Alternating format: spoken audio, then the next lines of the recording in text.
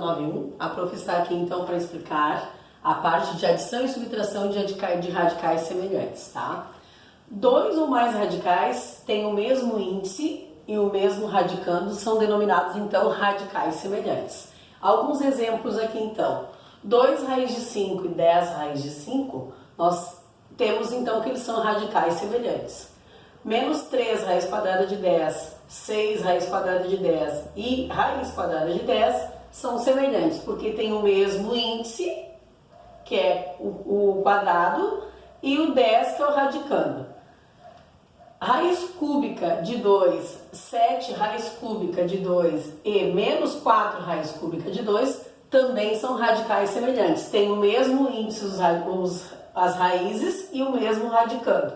Então são semelhantes. Aqui um exemplo de radicais que não são semelhantes. Raiz quadrada de 3 e raiz quadrada de 5. Eles têm o mesmo índice, mas não têm o mesmo radicando. Portanto, eles não são semelhantes. Raiz quadrada de 2 e raiz quinta de 2 também não são semelhantes. O índice são diferentes, somente o radicando são iguais.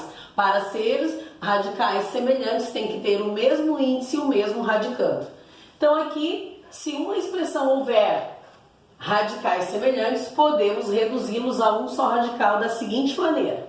Primeiro caso, todos os termos são semelhantes. Neste caso, podemos reduzir todos os termos a um só radical, somando algebricamente os fatores externos ao radical. Ou seja, exemplo, 2 raiz quadrada de 3 mais 3 raiz quadrada de 3 menos 8 raiz quadrada de 3 mais 5 raiz quadrada de 3, nós podemos reduzir a um único radical, que seria somar os fatores externos, seria o número que está na frente da tua raiz. No caso aqui, 2 mais 3, 5 menos 8 mais 5, temos então 2. E a raiz quadrada de 3 a gente somente conserva.